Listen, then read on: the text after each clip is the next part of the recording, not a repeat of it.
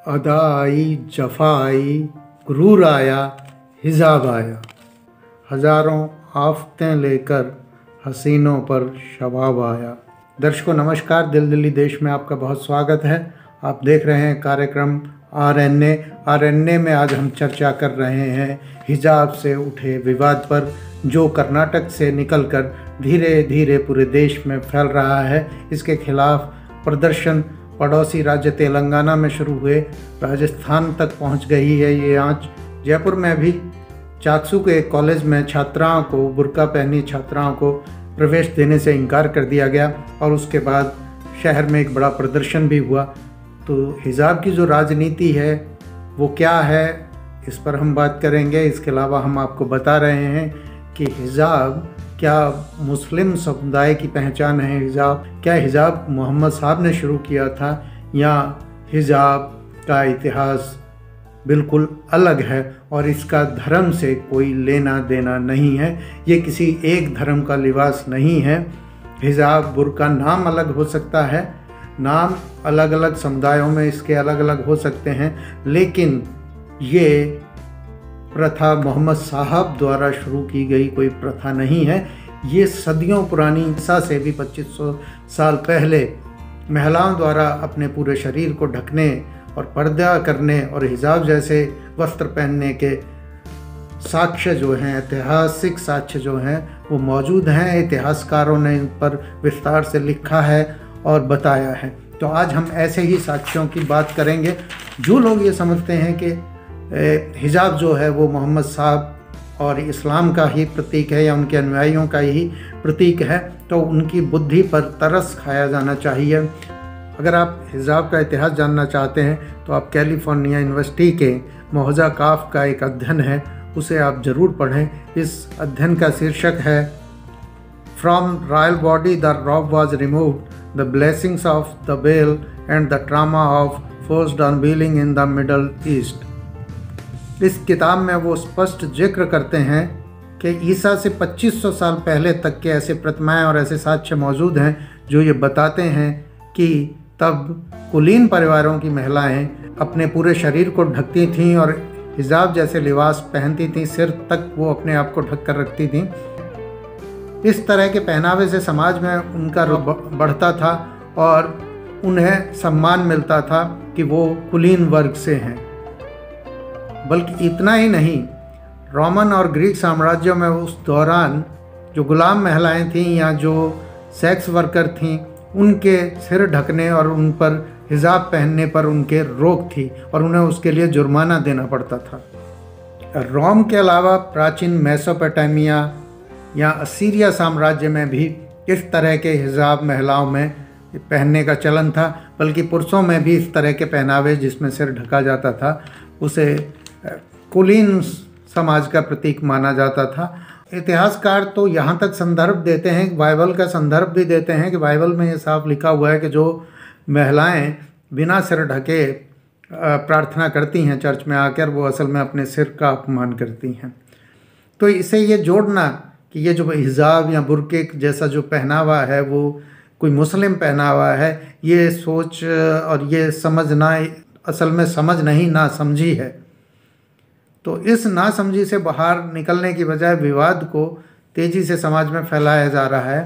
और सऊदी अरब जहाँ की ये पहचान मानी जाती है, वहाँ भी ये मोहम्मद साहब से पहले से मौजूद था वहाँ के समाज में। इसका भी जिक्र हमें इतिहास की किताबों में मिल जाता है, इतिहास के अध्ययनों में मिल जाता है। येल यूनिवर्सिटी से प्रकाशित हम एक लैला अहमद की अध्ययन की हम बात कर रहे हैं। इस किताब का शीर्षक है, इस अध्ययन का शीर्षक है women and gender in Islam, New Haven. इसमें स्पष्ट लिखा गया है कि इस तरह के साक्ष्य मौजूद हैं कि पर्दा प्रथा जो है सऊदी अरब में मोहम्मद साहब ने शुरू नहीं की थी, बल्कि ये वहाँ पहले से मौजूद थी। इतना ही नहीं, ग्रीक, रोमन, यहूदी और असीरियन में भी इस प्रथा को तब समाज में ऊंचे दर्जे का प्रतीक माना जाता था, ये किताब कहती है। तो अब आते हैं कि ये चलन कब बदला, कब इस पहनावे को एक खास रूप में माना जाने लगा, कि खास लोगों से जोड़ा जाने लगा, खास समुदायों से जोड़ा जाने लगा। हालांकि हिंदुओं में भी सर ढकने की, महिलाओं के घूंघट प्रथा रही है, लेकिन इसे लेके अलग अलग मत हैं। कुछ मानते हैं कि पश्चिम से जो लोग आए उनके प्रभाव में भारत में ये प्रथा, घूंघट की प्रथा जो है आई। 60 और 70 के दशक में जब अमेरिका में हिप्पी कल्चर बना और पुरातन चीज़ों, पुरानी परंपरा को बाधा माना जाने लगा विकास में, प्रगति के बीच में, उसी दौर में आप देखेंगे कि जो मुस्लिम का आज कट्टर मुस्लिम देश माने जाते हैं, ईरान है, अफ़गानिस्तान है या पाकिस्तान है, इनमें महिलाओं का पहनावे में भी बदलाव आया था। वहाँ 60-70 के दशक में वहाँ के संभ्रांत महिलाएं आपको शॉर्ट स्कर्ट में, बिकनी में या इस तरह के उनके फ़ोटोज़ मिलते हैं, और वो आती थीं शॉर्ट स्कर्ट में, सार्वजनिक स्थानों पर आने लगी थी।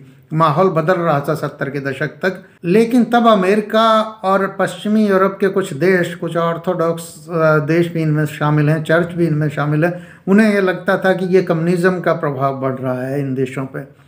और ऐसे में रीगन के टाइम में 60 के दशक में एक नीति बनी जिसके तहत ये चर्च को इन्वॉल्व किया गया हॉलैंड के मामले में, ताकि कम्युनिज़्म के प्रभाव को रोका जाए और धर्म को के जरिए रोका जाए, लोगों को धर्म की तरफ खींचा जाए। तो यही पॉलिसी जब हॉलैंड में कामयाब हो गई तो इसी प्रयोग को अफ़गानिस्तान में, ईरान में और सब जगह दोहराया गया। ईरान में आप देखेंगे कि 1979 में एक क्रांति होती है, जिसे क्रांति का नाम दिया जाता है। उसके तहत जो है बुर्का पहनना और हिजाब पहनना अनिवार्य कर दिया जाता है मुस्लिम महिलाओं के लिए। नाम उसका क्रांति है, लेकिन वो ज़्यादा ऑर्थोडॉक्स मुस्लिम बनाती है, ज़्यादा कट्टर मुस्लिम बनाती है। और इस क्रांति के नाम पर, इस धार्मिक क्रांति के नाम पर ईरान में पारंपरिक परिधानों अबाया, जिलाब और निकाब की वापसी होती है। तो आप ये देखिए कि धार्मिक कट्टरता जो है वो 70 के दशक में पैदा होती है मुसलमानों में बड़ी तेज़ी से। और इसने मुसलमानों को क्या दिया? ये जो धार्मिक कट्टरता 70 के दशक में आई, आप 70 से पहले के मुसलमानों के समय को देखेंगे कि वहाँ अफ़गानिस्तान, ईरान तेज़ी से तरक्की कर रहे हैं, वहाँ आधुनिक हो रहे हैं लोग और शिक्षा को बढ़ावा मिल रहा है, शिक्षित हो रहे हैं। लेकिन अचानक एक धार्मिक क्रांति होती है, उसे क्रांति कहा जाता है, एक धार्मिक ज्वार पैदा किया जाता है। और उसके बाद वहाँ तब से लेके अब तक सिवाय आतंक, दहशत और लड़ाई के अलावा कोई माहौल नहीं है। और ईरान में ये प्रयोग सफलतापूर्वक कर लेने के बाद भारत में भी 90 के दशक में इस तरह के प्रयोग शुरू हो जाते हैं। ये वही अंतर्राष्ट्रीय शक्तियां हैं, ये देखने वाली बात है, क्या ये वही अंतर्राष्ट्रीय शक्तियां हैं जिन्होंने कम्युनिज़्म के खिलाफ यूरोप में और मध्य एशिया में इस तरह के प्रयोग किए धर्म को लेकर? क्या ये वही शक्तियां हैं जिन्होंने भारत में भी 90 के दशक में इस तरह के प्रयोग शुरू किया? आप देखेंगे कि 90 के दशक वो दशक है भारत के लिए जब बड़ी तेज़ी से बाबाओं के आश्रम खुलने शुरू हो जाते हैं। ये पैसा कहाँ से आ रहा था, क्यों आ रहा था, ये इसका कोई हिसाब किताब इस वक्त देश के पास या समाज में मौजूद नहीं है। और जब ये चलन शुरू हो गया तो उसके बाद जो यूरोपीय देश हैं, वो शक्तियाँ जो हैं, जो इस तरह के कामों के पीछे थीं, जिनकी साफ पोल खुलती है खासकर हॉलैंड को लेकर, वो शक्तियाँ अब क्या करती हैं आकर 2000 के बाद? वो शक्तियाँ अब उसी पहनावे पर रोक लगाना शुरू कर देती हैं। फ्रांस ने 15 मार्च 2004 को एक कानून बनाया जिसके तहत जो है सरकारी मिडिल और प्राइमरी स्कूलों में हिजाब पहनने पर या पूरा शरीर या मुंह ढककर ड्रेस पहनकर आने पर रोक लगा दी गई। इसके कुछ समय बाद बेल्जियम ने एक और कदम आगे बढ़ते हुए 2011 में पार्कों पर, सड़कों पर महिलाओं के पर्दा करके घूमने पर या हिजाब पहनकर घूमने पर रोक लगा दी। 2016 में ही फ्रांस के 20 शहरों में हिजाब पहनने पर, सार्वजनिक स्थानों पर आने पर रोक लगा दी गई। इसी साल लताविया और बुल्गारिया ने भी बुर्के को सार्वजनिक स्थानों पर पहनने पर प्रतिबंध लगा दिया। और अक्टूबर 2017 में ऑस्ट्रिया ने चेहरे को ढककर सार्वजनिक स्थानों पर आने पर प्रतिबंध लगा दिया। तो आप ये देखिए कि जो एक ऐतिहासिक पहनावा था, जहाँ कहा जा रहा है कि परंपरा की ओर लौटने की भी बात करते हैं दक्षिणपंथी, लेकिन वही दक्षिणपंथी अपनी परंपराओं को छोड़कर आगे दूसरे धर्मों के लोगों पर बंदिशें लगाने के लिए इस तरह के कदम भी उठाते हैं कि ये पर्टिकुलर चीज़ों को निशाना बनाते हैं कि जो सबसे ज़्यादा लोग पहन रहे हैं वो दूसरे धर्म के हैं, तो अब हम इसको प्रतिबंधित कर देते हैं क्योंकि हमें उस धर्म को टारगेट करना है। और उस धर्म के लोग भी ऐसा चूँकि करते रहे हैं, उनका भी अल्पसंख्यकों के प्रति बहुत अच्छा व्यवहार नहीं रहा है, उनके रिकॉर्ड बहुत अच्छे नहीं हैं, तो एक तरह से इसे सामाजिक स्वीकृति मिल जाती है। उनके सताए हुए लोगों हैं या उन पक्ष से उन्हें लगता है कि ये सही हो रहा है, मगर ये विद्वेष बढ़ाया जा रहा है, ये समाज में नए तरह के द्वंद्व पैदा किए जा रहे हैं और समाज को और विषैला बनाया जा रहा है। और इस विष को आपके आने वाले बच्चों, आपके आने वाली पीढ़ियों ने ही भोगना है। और भारत में अब क्या हो रहा है, भारत में चूँकि चुनाव हो रहे हैं तो इसलिए एक पूर्व नियोजित तरीके से खास समय सीमा को ध्यान में रखते हुए ऐसी जगह से खेल शुरू किया गया है जहाँ सरकारें एक जैसी हैं, उन्हें लगता है कि हमारी पार्टियों को दूसरी जगह से फ़ायदा मिल सकता है। कर्नाटक में उन्होंने धार्मिक लिबास पहनने पर प्रतिबंध लगा दिया कॉलेजों में। कॉलेजों में ड्रेस कोड अमूमन होता नहीं था, लेकिन कॉलेजों में भी ड्रेस कोड को शुरू करने की बात कर दी गई क्योंकि निशाना सिर्फ समता नहीं थी, एक जैसा पहनावा नहीं था, निशाना एक खास समुदाय था, इसलिए उन्होंने इसको शुरू किया।